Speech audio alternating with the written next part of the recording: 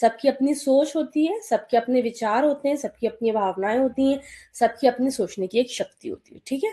तो इन तीनों चीजों में जो अपना खुद का एक होता है, उसकी बेसिस पर अगर हम बात करते हैं, तो इंट्रोस्पेक्शन का मतलब ही वही होता है, एग्जामिनिंग वंस ओन थॉट्स। किसी भी एक इंसान के विचार, उसकी भावनाएं, उसके सोचने की शक्ति को समझना इंट्रोस्पेक्शन मेथड के थ्रू ही किया जाता है, ठीक है। लुकिंग विद इन यानी used in yoga and Indian psychology. Looking with in यानी खुद के अंदर देखना, खुद के अंदर की कमियों को यानी ह्यूमन बीइंग्स को देख के उसकी साइकोलॉजी समझने की कोशिश करना, ठीक है।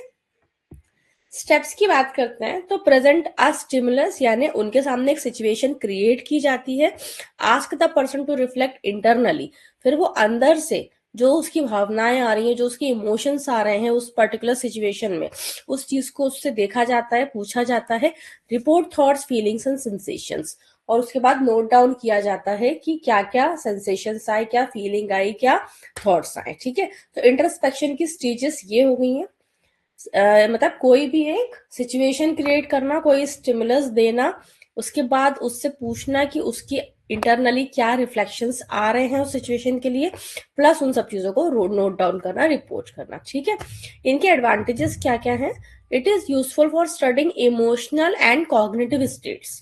इमोशनल एंड कॉग्निटिव, इमोशनल मतलब भावनात्मक तरीके से, कॉग्निटिव मतलब जहां से हम लोग सोचते हैं, तो वो स्टेट। तो इन दोनों ही चीजों के लिए इंट्रोस्पेक्शन का बहुत अहमियत है, बहुत इंपॉर्टेंस है, किसी के भी इनर एक्सपीरियंसेस को समझने के लिए, प्लस योगिक प्रैक्टिसेस जैसे कि धारणा और ध्यान। धारणा ध्यान में क्यों रखा है पर्टिकुलरली, धारणा और ध्यान का क्या मतलब है?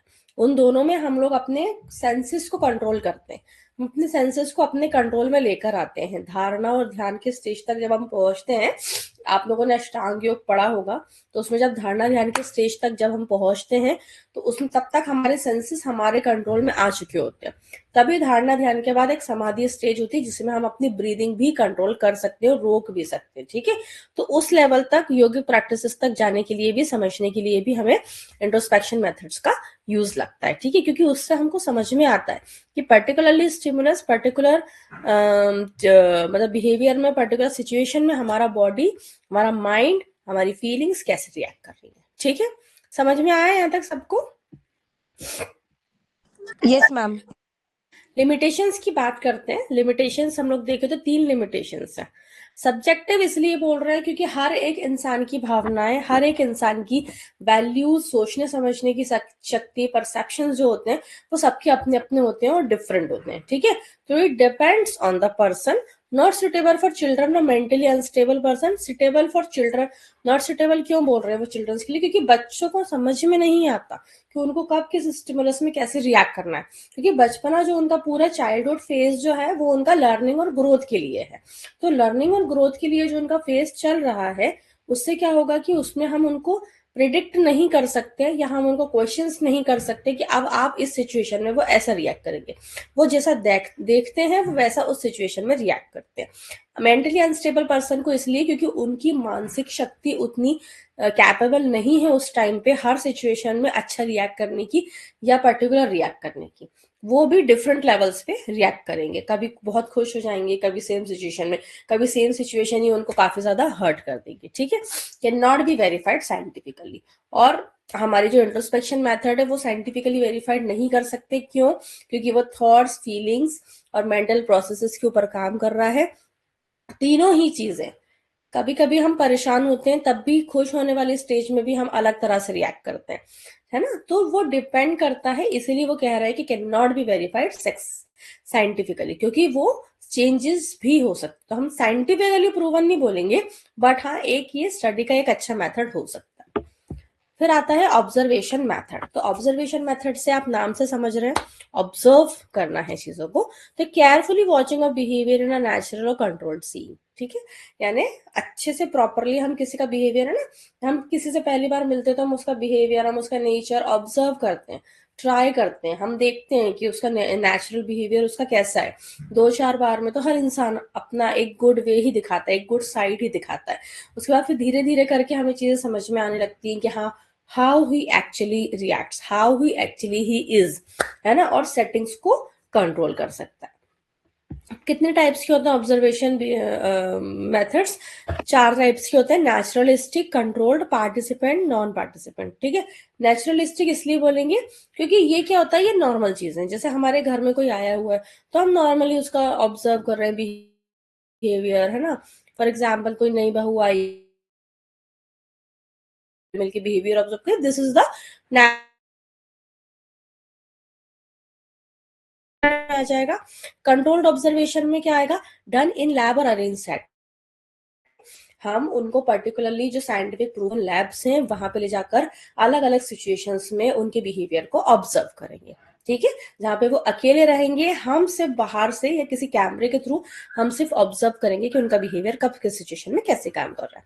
Participant observation, observer becomes part of the group, यानी एक पर्टिकुलरली ग्रुप्स, जैसे फॉर एग्जाम्पल कुछ एक फ्रेंड्स के ग्रुप्स होते हैं या कुछ एक लोगों के ग्रुप्स होते हैं। जैसे फॉर एग्जाम्पल अगर ऐसा कोई भी केस होता है, कैंडल मार्च पे निकलना, बहुत ही एकदम भयावह अपनी स्थिति में आ जाना, मेंटल स्टेट लोगों का चेंज हो जाना, तो वो एक पूरा ग्रुप का कैसा बिहेवियर हो रहा है, तो पार्टिसिपेंट ऑब्जर्वेशन करने की, यानी जो एक पर्टिकुलर सिचुएशन में मेथड्स को स्टडी करने के लिए पूरा का पूरा जो ग्रुप पार्टिसिपेट करेगा, उसकी जो ऑब्जर्वेशन होगी वो पार्टिसिपेंट ऑब्जर्वेशन में आएगा। नॉन पार्टिसिपेंट मतलब ऑब्जर्वर रिमेन्स आउटसाइड, यानी हम जिसको ऑब्जर्व कर रहे हैं वो इंसान हमारे ग्रुप के बाहर का या कोई भी अननोन पर्सन हो सकता है, तो ये सारी चीजें जो है वो नॉन पार्टिसिपेंट ऑब्जर्वेशन है। So there are completely 4 observation of methods of observation methods. इसके एडवांटेजेस क्या क्या हो सकते हैं? Behaviour seen in real situations, इसमें क्या होता है कि हम जो ऑब्जर्व करेंगे वो बिहेवियर हमें रियल सिचुएशंस में दिख रहा है। ठीक है, तो एक तो ये फायदा हमें हो सकता है कि हमें उसका रियल और नेचुरल बिहेवियर समझ में आ जाएगा। दूसरा है इजी टू कंडक्ट, इसको कंडक्ट करना इजी है। क्यों? क्योंकि हमेशा हर जगह पे कोई ना कोई कहीं ना कहीं किसी न किसी तरह से बिहेव कर रहा है, उसके थॉट्स, उसके मेंटल प्रोसेसेस, उसकी फीलिंग्स सबके सामने आ रही हैं, बाहर आ रही हैं। तो ultimately behaviour seen in sorry easy to conduct है। No need for complex instrument, अब इसीलिए नहीं है क्योंकि वो बहुत इजी है, हम जहां पे भी देख के किसी का भी बिहेवियर ऑब्जर्व कर सकते हैं, तो इसके लिए हमें कोई इंस्ट्रूमेंट या किसी पर्टिकुलर चीजों की जरूरत नहीं पड़ेगी। लिमिटेशंस की बात करें तो ऑब्जर्वर बायस, वो डिपेंड करता है कि जो ऑब्जर्व करने वाला है, यानी मैं अगर हूं तो मेरा क्या परसेप्शन है चीजों को लेके। मेरे साथ अगर 3 लोग बैठे हुए हैं तो एक सिचुएशन में एक इंसान का जो बिहेवियर है डिपेंड्स कि मेरा परसेप्शन डिफरेंट जाएगा, मेरे साइड वाले सर का परसेप्शन डिफरेंट जाएगा, मेरे साइड वाली मैम का परसेप्शन डिफरेंट जाएगा, तो वो डिपेंड करता है। तो इसलिए ऑब्जर्वेशन बायस के ऊपर डिपेंड करेगा, इसलिए वो एक लिमिटेशन है कि हम उसको साइंटिफिकली उतना ज्यादा प्रूवन नहीं मान सकते। टाइम कंज्यूमिंग है, टाइम कंज्यूमिंग इसलिए क्योंकि कोई भी इंसान है मुझसे मिले, 5-6 बार मिले, कोई कैमरा लगा दिया, उसका बिहेवियर ऑब्जर्व कर रहे हैं, तो टाइम कंज्यूमिंग चीजें। बिहेवियर में चेंज व्हेन बीइंग वॉच्ड, और आप लोगों ने भी देखा होगा कि कभी हम लोग ऐसे कोई इंसान होता है वो अगर गुस्सा कर रहा है, लेकिन अगर कोई बाहर वाला इंसान आ जाता है जिसके सामने उसे अच्छा बनना है, तो वो सडनली उसका बिहेवियर चेंज हो जाता है। ठीक है, तो बिहेवियर कई बार चेंज भी होता है जब हम देखते हैं उससे, या हमारे नजरिए से भी उसका बिहेवियर हमें डिफरेंट लगेगा। कोई इंसान सही कर रहा है लेकिन हमारे नजरिए से वो गलत लगेगा, तो इसलिए ये कुछ लिमिटेशन से ऑब्जर्वेशन मेथड्स की, जिसको हम लोग प्रॉपरली साइंटिफिकली नहीं मान सकते। एक्सपेरिमेंटल इज गुड, क्योंकि एक्सपेरिमेंटल में क्या होता है, साइंटिफिक मेथड जो होते हैं जो कि कंट्रोल्ड हो रहे हैं स्टडी से, यानी study cause and effect relationships, यानी क्या कारण है प्लस इफेक्ट कैसे हो रही है रिलेशनशिप, मतलब हम पूरा स्टडी कर रहे हैं इसमें, हम एक्सपेरिमेंट्स कर रहे हैं इसमें। इसके की फीचर्स अगर हम देखते हैं तो इंडिपेंडेंट वेरिएबल जो है, the factor manipulated, independent variable जो है उसको हम फैक्टर मैनिपुलेटेड बोलेंगे। डिपेंडेंट वेरिएबल को फैक्टर मेजर्ड बोलेंगे। फैक्टर मैनिपुलेटेड मतलब कोई एक रीजन जिसकी वजह से किसी का बिहेवियर स्टिमुलेट हो रहा है, मैनिपुलेट हो रहा है। डिपेंडेंट मतलब कोई फैक्टर के ऊपर डिपेंड करता है कि वो उसको कैसा मैनिपुलेशन दिया जाएगा, कैसे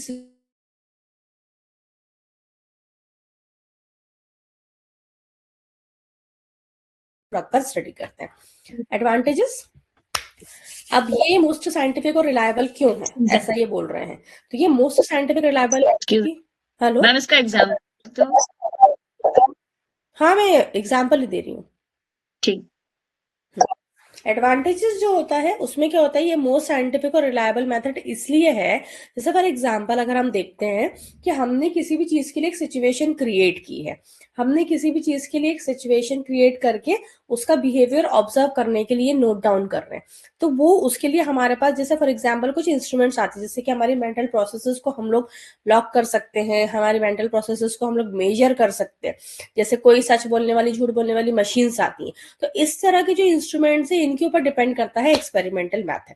ठीक है, तो हम बिहेवियर को नोट डाउन कर रहे हैं कि क्योंकि हर बार हमारे हर एक बिहेवियर से, सच बोलने से, झूठ बोलने से, दुखी होने से, खुश होने से हमारी पूरी ब्रेन वेव्स फ्लक्चुएट होती है। तो उस तरीके से जो ऑब्जर्वेशंस होंगी वो एक्सपेरिमेंटल मेथड्स के अंदर आती हैं। दूसरा है स्टेब्लिशेस कॉज इफेक्ट रिलेशनशिप, यानी किसी भी तरह की रिलेशनशिप किसके बिहेवियर से कैसे स्टिमुलाई हो रही है, इफेक्ट हो रही है, डिस्टर्ब हो रही है, तो वो आएगा। तो ये अपना एक्सपेरिमेंटल मेथड के अंदर आएगा। Result can be replicated, replicated इसलिए बोल रहे हैं कि फॉर एग्जाम्पल आप लोग टीवीज में देखते हैं, मूवीज में देखते हो, है ना, मूवीज में हम लोगों ने देखा तो किसी को भी कोई फोर्स करके उसका बिहेवियर चेंज कर दिया, वहां पे उसे झूठ बुलवा लिया, उससे एक सीन बनवा लिया उसको बचाने के लिए, है ना, मतलब जो गलत इंसान है उसको बचाने के लिए अननोइंगली कोई पैसों के चक्कर में अपने आप को चेंज कर देगा और अपना बिहेवियर वैसा दिखा देगा। तो these are completely comes under the experimental studies. ठीक है, लिमिटेशंस क्यों है एक्सपेरिमेंटल की भी, क्योंकि आर्टिफिशियल सेटिंग का मतलब यह है कि जो ऑब्जर्वर है, जो ऑब्जर्व कर रहा है, वो कुछ आर्टिफिशियल सेटिंग्स कर सकता है। जैसे फॉर एग्जांपल मशीन्स में कोई चिप लगा दे तो मशीन जो वो झूठ बोल रहा है तो भी वो बीप नहीं कर रही है ना। तो इस तरह की कुछ आर्टिफिशियल सेटिंग्स अगर हो रही है, एथिकल कंसर्न्स मतलब वो कुछ गड़बड़ कर रहा है, उसको सच और झूठ मतलब जो ऑब्जर्वर है उसकी तरफ से जो गलतियां हो रही हैं उसमें कोई कमी है तो, या नॉट सुटेबल फॉर और बिहेवियर, क्योंकि कोई अगर स्पिरिचुअल वे में रिएक्ट कर रहा है, कोई अगर इमोशनल वे में रिएक्ट कर रहा है, तो हर किसी का ऑब्जर्वर एक अलग वे में काम करता है। कोई झूठ बोल रहा है, कोई सच बोल रहा है, कोई किसी तरह से रिएक्ट कर रहा है सिचुएशंस में। तो इसीलिए अल्टीमेटली देखा जाए तो मतलब मेरा ये वो है कि हमारे पास चाहे कितने भी एक्सपेरिमेंट हो, ऑब्जर्वेशन हो या इंट्रोस्पेक्शन हो, कैसे भी मेथड्स हो, लेकिन हम लोग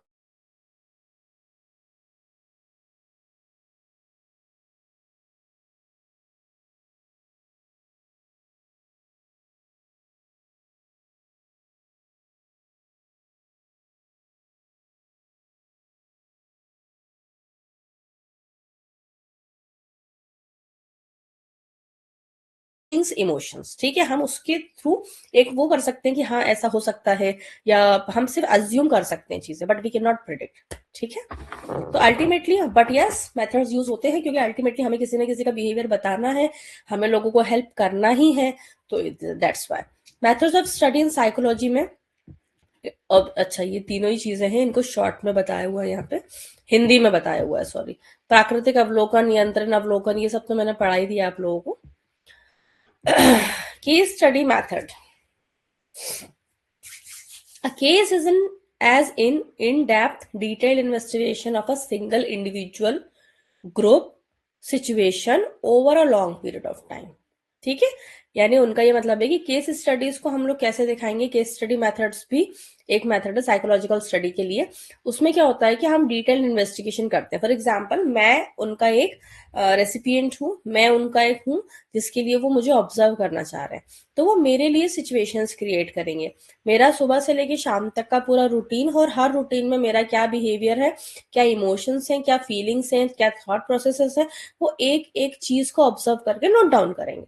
ठीक है, इंडिविजुअल ग्रुप में भी होता है। Individual group in the sense particularly दो ग्रुप्स रख दिए गए हैं, जैसे फॉर एग्जांपल जो ट्रीटमेंट्स की रिसर्चेस होती हैं उसी के बेस पे कि सेम ट्रीटमेंट ही दो लोगों को दिया जा रहा है, बट इनमें कुछ अलग चेंज आए, इनमें कुछ अलग चेंज आए, रिसर्च ऐसे होती है। तो अल्टीमेटली केस स्टडीज भी वैसे ही होंगी कि एक ही सिचुएशन में दो लोगों को बताया गया है, तो एक ग्रुप कैसे रिएक्ट कर रहा है, एक ग्रुप कैसे रिएक्ट कर रहा है, वो केस स्टडी हमें करना है।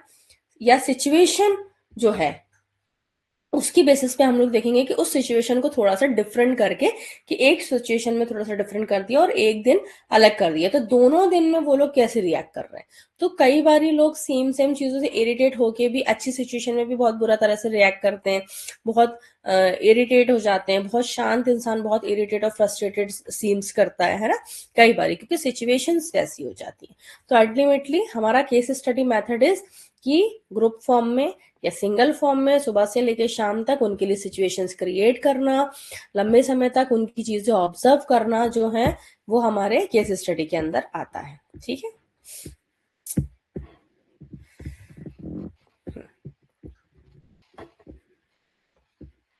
यस। की फीचर्स की बात करते हैं तो यूजेस मल्टीपल सोर्सेस, मतलब जिसमें इंटरव्यूज में भी हमारे कुछ बिहेवियर को ऑब्जर्व किया जाता है। हमारे इंटरव्यूअर हमारा कॉन्फिडेंस, हमारी कैपेबिलिटीज सिर्फ हमसे मिलके कैसे जज कर लेते हैं, तो अल्टीमेटली वो सब भी केस स्टडीज के अंदर आता है, इंटरव्यूज, ऑब्जर्वेशंस और डॉक्यूमेंट्स के थ्रू। ठीक है, डॉक्यूमेंट्स इन द सेंस कि आप कोई चीज लिख रहे हो, फॉर एग्जाम्पल आप लोगों ने मूवीज में देखा होगा कि किसी का भी सुसाइड नोट है या किसी के भी लेटर्स हैं, उसकी डायरी है, उसका लिखने का जो पैटर्न है, उन सब चीजों को पता लगा के उन सब चीजों को देख के वो लोग पता लगा लेते हैं, प्रिडिक्ट कर लेते हैं, अज्यूम कर लेते हैं कि सामने वाले की मेंटल प्रोसेसेस कैसी चल रही होगी, है ना। उसके ड्राइंग्स करने के जो तरीके होते हैं बच्चों के, कोई अगर मर्डरर है या कुछ भी पता करना है तो उसके ड्राइंग करने से हमें पता चल जाता है कि उसकी मेंटल प्रोसेसेस काफी लंबे समय तक कैसी चल रही है, सिचुएशंस उसकी कैसी थी और उसका मेंटल प्रोसेसेस चल कैसा रहा था। तो अल्टीमेटली ये सब चीजें डॉक्यूमेंट्स और ऑब्जर्वेशन के थ्रू हम देख सकते हैं। फोकसेस ऑन यूनिक केसेस, जैसे कि फॉर एग्जांपल कोई पेशेंट है, योगा प्रैक्टिशनर है, साइकोलॉजिकल डिसऑर्डर्स हैं, तो इन सब लोगों के ये सबके यूनिक केसेस हो सकते हैं। मेरा अलग हो सकता है, आपका अलग हो सकता है, आप 3-4 लोगों के केसेस अलग अलग हो सकते हैं। तो that ultimately depend, helps understand the background. Police क्यों किसी मर्डरर का बैकग्राउंड चेक करती है ना, उससे हमें पता चलता है कि उसकी मेंटल प्रोसेसेस में वो चीज कहाँ से बनती है, ये कहाँ से शुरुआत हुई है उसके दिमाग में, ये सब चीजें डिपेंड करती है ना। तो उनके फिर बैकग्राउंड्स निकल के आते हैं, उनकी पर्सनैलिटी ऐसी बनी कैसे, उनके इमोशंस और उनका बिहेवियर पैटर्न्स कैसा रहा। पुलिस सब जगह पता लगाती है, ऐसी आईडीज या हम लोग कभी भी मूवीज में भी देखते हैं। तो police are just checking the background always, क्योंकि बैकग्राउंड से हमें पता लगता है कि वो किस फैमिली से बिलोंग करता था, तब जाके उसका बिहेवियर। फॉर एग्जाम्पल ज्यादातर आप लोगों ने देखा होगा जो मर्डरर्स होते हैं या ऐसे होते हैं, उनके फैमिली बैकग्राउंड ज्यादातर कैसे होते हैं कि उनके parents are not capable enough for the financial issues, है ना, इसलिए वो चोर बन गए क्योंकि उनको उनकी इच्छाएं पूरी करना थी। उनके सामने रोज लड़ाई झगड़ा हो रहा है तो उनके अंदर वो चीज डेवलप होती गई धीरे धीरे धीरे करके, वो ईर्ष्या उनके अंदर डेवलप हुई।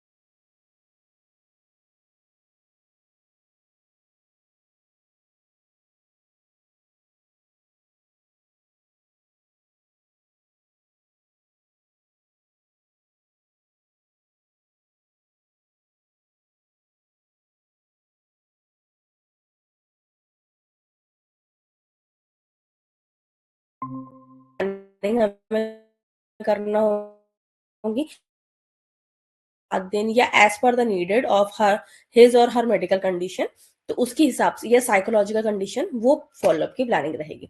तो अल्टीमेटली केस स्टडीज के स्टेप्स ये हैं। क्लियर है सबको यहाँ तक?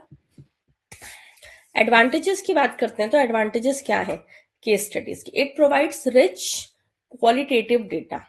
रिच मतलब ये हमें एक प्रॉपर पूरा डेटा निकाल के देता है, क्योंकि हम सारी चीजें देख रहे हैं। हम उसकी इमोशनल हिस्ट्री, मेडिकल हिस्ट्रीज, उसके बिहेवियर एनालिसिस करके, इंटरवेंशंस करके, सारी चीजें कंडक्ट करके, फॉलोअप्स लेके हम पूरा एक डेटा इकट्ठा कर रहे थे। अल्टीमेटली किसी एक पर्सन के लिए हम उस लेवल तक नहीं पहुंच पाएंगे, लेकिन बाकी लोगों के लिए वो स्टडी, वो मटेरियल हमने जो इकट्ठा करा है वो काफी ज्यादा हेल्पफुल हो सकता है। ठीक है, जैसे रिसर्चेस के लिए या केस स्टडी की जो मेथड्स है उसके लिए यूजफुल इन थेरेपी।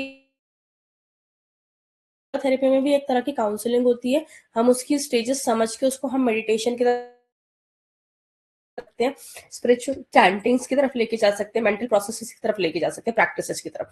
काउंसलिंग्स में यूज आता है क्योंकि केस स्टडीज से हम है कि कौन सा किस सिचुएशन में कैसे रिएक्ट कर रहा है, कैसे उसको स्टिमुलस मिल रहा है, मैनिपुलेशंस मिल रहा है। हेल्प्स स्टडी रेयर केसेस, यानी कुछ ऐसे रेयर केसेस हैं जो जैसे अभी आप लोग रेपिस्ट की इतने ज्यादा कंसर्न हमें समझ में आ रहा है, तो अल्टीमेटली वो रेपिस्ट की तरफ कैसे गए, उनको उनका फैमिली बैकग्राउंड कैसा है, तो उनके अंदर ऐसी चीजें डेवलप कैसे हुई, तो वो साइकोलॉजी हमें समझने में हेल्प मिलेगी। Shows long term behaviour patterns, किसी के भी लंबे समय तक जो भी बिहेवियर चलने वाले हैं, कोई इंसान अगर पागल हो जाता है या मेंटली मतलब मेंटली एबल नहीं रहता है, तो इन सब चीजों को भी हमें समझने में हेल्प मिलेगी, क्योंकि हमारे पास सारे रिकॉर्ड्स हैं। दैट्स वाई तो इसीलिए केस स्टडी मेथड सबसे ज्यादा यूजफुल रहेगा हमारे लिए। अब इनकी भी कुछ लिमिटेशंस हैं। टाइम कंज्यूमिंग क्यों है? क्योंकि हम इतना डिटेल्ड में जा रहे हैं, हमें ऑब्जर्वेशन करना है, फॉलोअप करना है, हमें केस हिस्ट्री लेना है, इमोशंस कंसर्न्स लेना है, हमें सारी चीजें लेना है। Can not be generalise. Generalise इसलिए नहीं क्योंकि हम ओवरऑल पूरा ग्रुप लेके चल रहे हैं, हम ओवरऑल सबको लेके चल रहे हैं। किसी एक एक इंसान को हम लोग कंसीडर कम कर रहे हैं, हम ग्रुप्स को या एक पर्टिकुलर बैकग्राउंड को मतलब ज्यादा कर रहे हैं कि जैसे कोई गरीबी से आया है तो उस बैकग्राउंड से लोगों की मानसिकता कैसी होगी, कोई अच्छे अमीर से आया है तो उसकी मानसिकता कैसे होगी। इन्वेस्टिगेटर बायस पॉसिबल, यानी इन्वेस्टिगेटर के ऊपर डिपेंड करता है कि वो कैसे उसकी मेंटल रिपोर्ट्स को चेंज कर सकता है। जो आजकल हम लोग फिर भी मूवीज में देख रहे हैं, जो सीरीज बन रही है उसमें हम देख रहे हैं कि इन्वेस्टिगेटर या डॉक्टर की तरफ से भी मैनिपुलेशंस होते हैं रिपोर्ट्स में, है ना। पोस्टमार्टम रिपोर्ट्स में जैसे मैनिपुलेशन होते हैं, just like mental state reports में भी मैनिपुलेशंस होते हैं। ठीक है, the fifth one is questionnaire method. Questionnaire method, a questionnaire is a set of return of questions aimed at collecting information from individuals। आप लोगों ने स्कूल्स में देखा होगा, जिसके बच्चे हैं या स्कूल्स कॉलेजेस में या काउंसलिंग्स में, तो वहां पे ना कुछ सेट ऑफ क्वेश्चंस रखते हैं, जिससे कि आपका आई की लेवल पता चल जाए, जिससे आपका इमोशनल स्टेट पता चल जाए, है ना। तो इस तरह के जो क्वेश्चंस बनाए जाते हैं, काउंसलर से साइकोलॉजिस्ट बनाते हैं स्पेशली। वो क्वेश्चंस के आपको आंसर देना होते हैं। आप उनसे बात नहीं कर सकते, कोई बात नहीं, लेकिन अगर आप वो क्वेश्चन के आंसर्स प्रॉपरली भर दोगे तो उनको देख के, उनको उस डेटा को देख के समझ में आ जाता है कि हाँ ये इंसान कैसा है और इसकी सोच कैसी है या इसको किस तरफ जाना है। ठीक है, टाइप्स ऑफ क्वेश्चंस की बात करते हैं तो ओपन एंडेड, यानी अलाउ फ्री रिस्पॉन्सेस। आपको जो मन करता है आप वहां पे लिख सकते हो, तो फ्री रिस्पॉन्सेस रहते हैं। ऐसा जरूरी नहीं है कि आपको 4 ऑप्शंस दे दिए, इन 4 में से ही आप एक को पिक करो। आपका माइंड स्टेट है, आप कैसे भी उस चीज को आंसर कर सकते हो। क्लोज एंडेड मतलब कुछ ऐसे होते हैं जिसमें मल्टीपल चॉइस या रेटिंग स्केल्स होते हैं।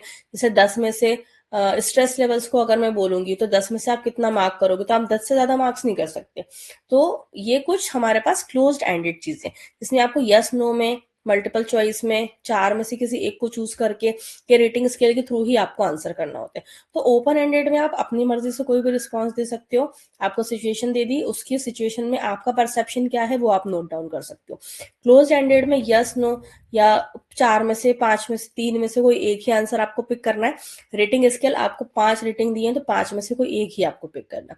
इफ यू फील लाइक कि आपको 6 या 7 रेटिंग देना है तो आप नहीं दे सकते, तो क्योंकि वो क्लोज एंडेड क्वेश्चन है।